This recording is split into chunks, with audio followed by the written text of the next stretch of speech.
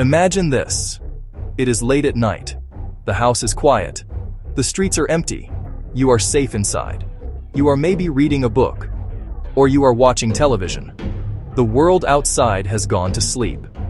You hear a sound. It is a soft sound, a gentle knock on your front door. You are not expecting anyone. It is far too late for a casual visitor. You feel a small jolt of surprise. Who could it be at this hour? Maybe it is a neighbor in trouble. Maybe someone has the wrong address. You decide to check. You walk to the door. You look through the peephole. This chilling scene is not from a horror movie. It is a story told by real people. They are stories of encounters with the black-eyed children. The legend is a modern one. It did not come from ancient folklore or dusty old books. It was born in the digital age. The first widely known account appeared in 1996. A journalist named Brian Bethel shared his experience. He posted it online. He wanted to know if anyone else had seen what he had seen. His story opened a floodgate. It gave a name to a fear others had felt but could not explain. Bethel's story was detailed. It was compelling. He was in his car outside a theater when two boys approached. They asked for a ride. He felt an unexplainable fear, and then he saw their eyes. As more stories emerged, a clear pattern began to form. These encounters were not random. They shared a set of common elements, consistent and unsettling. The children almost always appear at night. They show up at homes or at parked cars, often in pairs, sometimes just one. Their clothing is simple, sometimes oddly out of date. They are polite, calm, monotone. They never force entry. They ask permission. They need to be invited. The request is always simple, reasonable. The defining detail is their eyes, completely black. Witnesses feel cold, dizzy, nauseous, an instinctive dread, and then no trace. They vanish. The fear lingers for days, sometimes longer. When faced with such strangeness, the mind seeks reason. Could a condition cause pupils to fully dilate? Trauma can darken the eye, called a hyphema, but it is painful and rare. Most conditions would still show pupil, iris, and sclera. Witnesses describe a uniform, soulless blackness. The odds of multiple kids sharing this are slim. Another theory, deception. Special contacts exist. Some encounters could be elaborate hoaxes. Reactions travel fast online. Yet many reports come from credible adults. Early accounts predate wide use of such lenses. Some cases may be hoaxes, but not all. And that is where the mystery deepens.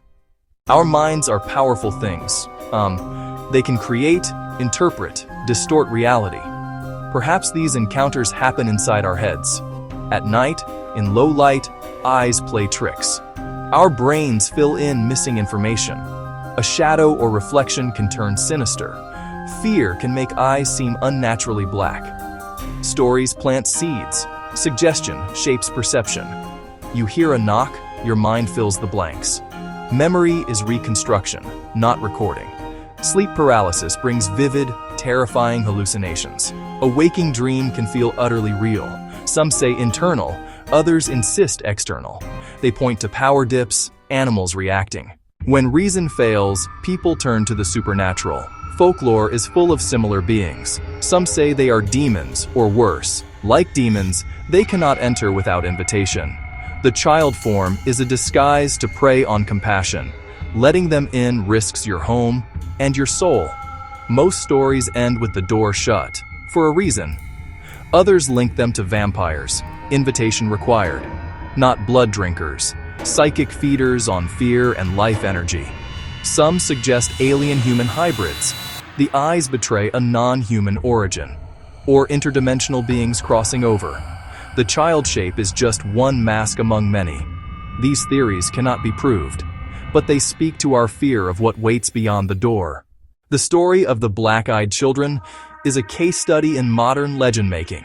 The internet became a global campfire. One post can reach millions in hours. Brian Bethel's post was the spark, the web, the fuel.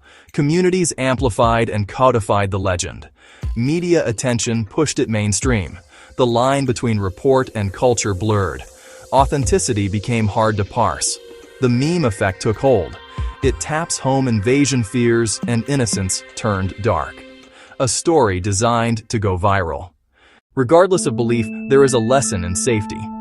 Trust your instincts. If it feels wrong, it probably is. Look first.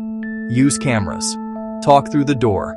Offer to call for them. Do not let them in. Insistence is a major red flag. Secure entry points and move to a safe room. Call the police and report suspicious persons. Tell someone. Do not face it alone. Light your perimeter. These are modern cautionary tales about predators who look harmless. Sometimes, the kindest thing you can do for yourself is keep the door locked. So, what are the black-eyed children? A hoax? A mass hallucination? Or something more? The truth is, we do not know. No hard evidence, only stories. Yet the fear they describe is real. Ambiguity keeps the legend alive. It violates our sanctuary, our homes. It uses our compassion against us. Corrupted innocence is a powerful image. The story lingers. When the knocking comes, will you open it?